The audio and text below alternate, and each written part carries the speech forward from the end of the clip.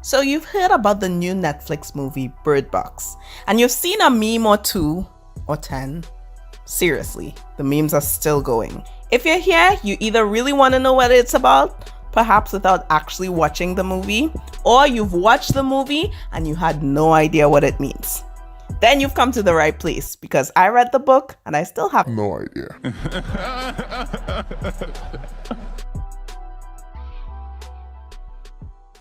The book actually seriously enlightens the movie. I mean, Sandra Bullock is solid, and the movie had a couple funny parts too. But what Bird Box really is a sort of social commentary. Josh Malerman reminds us that we are influenced by what we see, and that our sight often distorts our capacity for thinking and or shapes our thinking. So, a brief summary is this. Mallory is pregnant at the beginning of the book. She lives with her sister who is obsessed with this news story about people in Russia committing suicide. Mallory ignores it, but when it finally spreads to Alaska and is covered on all news stations, she takes it seriously. Her sister boards up all the windows in the house, but one day, she finds her sister dead on the bedroom floor. There was light coming through the cardboard and a pair of scissors sticking out of her sister. With her sister's death, Mallory is unable to stay in the house. On the newspaper, she reads an ad about a safe house for anyone who wants to come. She decides to drive over but uses her eyes as little as possible. She makes it there and is taken in by Tom, Jules, Felix, Don, and Cheryl. A little bit later, they take in Olympia, who is also pregnant. The group has decided to only go outside while wearing blindfolds, and they cycle the chores. Tom develops ways to improve their standard of living: a speaker outside, a helmet blindfold, finding dogs to help them go places, finding phone books and calling every single number to leave messages, and of course, getting a bird box as a sort of alarm system to alert them when any danger is approaching the house. A man named Gary shows up later, and they vote to let him in. He tells them that he stayed with some crazy people, and that one person tore down all the blinds in that house and exposed everyone to the monsters. He said he left after that. Mallory becomes curious of a briefcase Gary never lets out of his sight, and while he was sleeping, she steals it.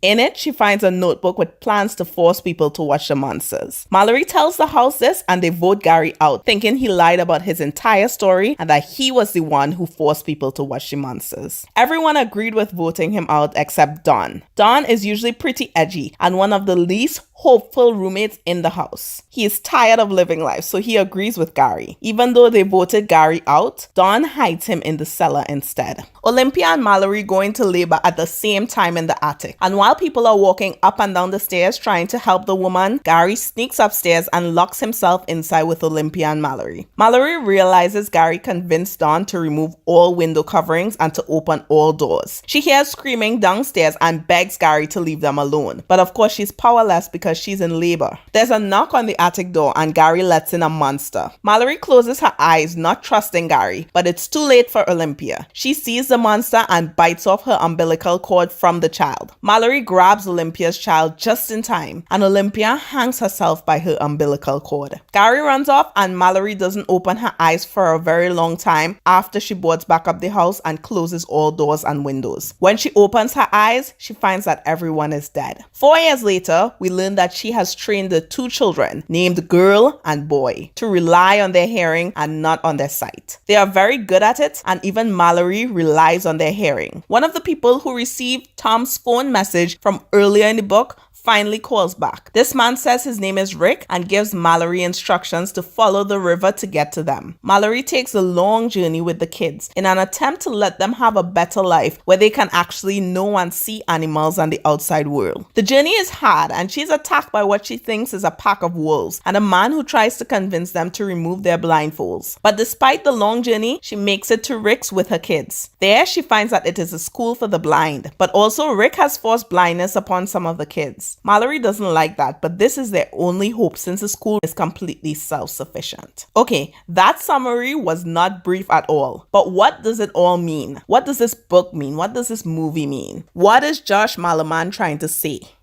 We can look at some key themes in this movie: motherhood, survival, and human nature. When it comes to Mallory, the main takeaway is that being a good mother is a shift in definition based on the position you are in. There is no right way. You do what you do to protect your kids in the best way you know how to, considering your situation. An upper middle class woman's definition of a good mother comes from her privileged position. When Mallory loses everything, being a good mother took on a different meaning. It meant being tough and strict to show her her kids how serious it was to listen to her every word. For the theme survival and human nature, Bird Box is showing that humans have the ability to band together with perfect strangers and survive. It's a sort of a fiction real world, with 7 strangers living in a house together. It also shows us the downside of human nature by comparing Tom to Gary. When you give someone power, what do they do with it? Tom is the leader in the house, and he decides to risk his life every day to improve everyone else's. That's what he uses his power for. Gary's power is that he is sort of immune to the monsters, and he enjoys watching people die. He considers them weak and does not care about their fate because they do not have his power and are not privileged as he is to survive seeing the monsters. In the end, Gary truly believes that people are only going crazy because society tells them they will go crazy if they see the monsters. In other words, people only do things when society tells them what to do. So then, it's pretty ironic how many people miss this point, what with the Bird Box challenge and doing exactly